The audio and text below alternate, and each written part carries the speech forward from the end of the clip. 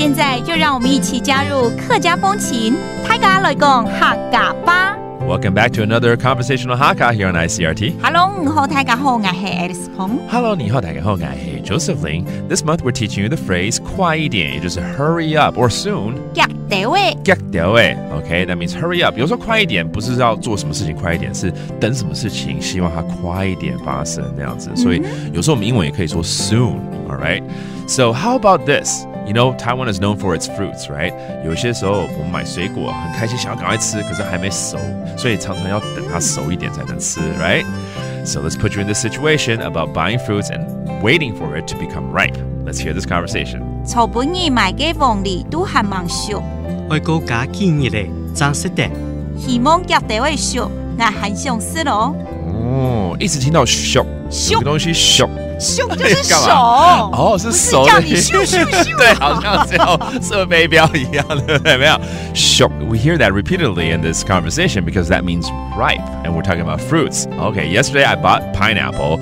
草本日買嘅黃梨，草本日買嘅黃梨都還蠻熟，都還蠻熟。哦，都還沒熟的意思嗎？因為 shook 你說是熟了嘛？是啊，都還蠻。Okay, that means 都還沒就是3個字了，對不對 ？Okay, 所以對方一定是說要過幾天才能吃啊。外國家建議咧，外國家建議嘅，爭食的，爭食的 ，OK 才能吃嘛。爭食的是 means to eat, and then 再過幾天才能吃，就是外國家建議嘅。Okay, that means need a few more days before you can eat it. Yeah, I hope it becomes ripe soon because.Really want to have it, right? 希望快點熟，我好想吃哦。希望腳到位熟，希望腳到位熟，我很想吃咯，我很想吃咯。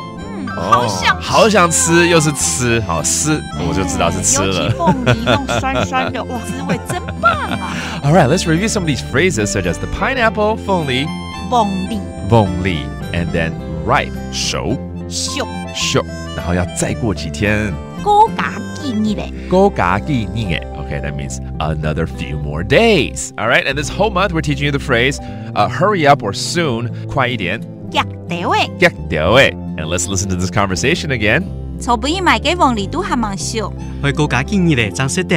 希望腳到位熟，我很想吃咯。There you go. Have some delicious fruits from Taiwan, and that does it for today's conversational Hakka. 什麼大家？漢字say 張來了。客家風情由客家委員會監製。 We Love Hakka has been brought to you by the Hakka Affairs Council.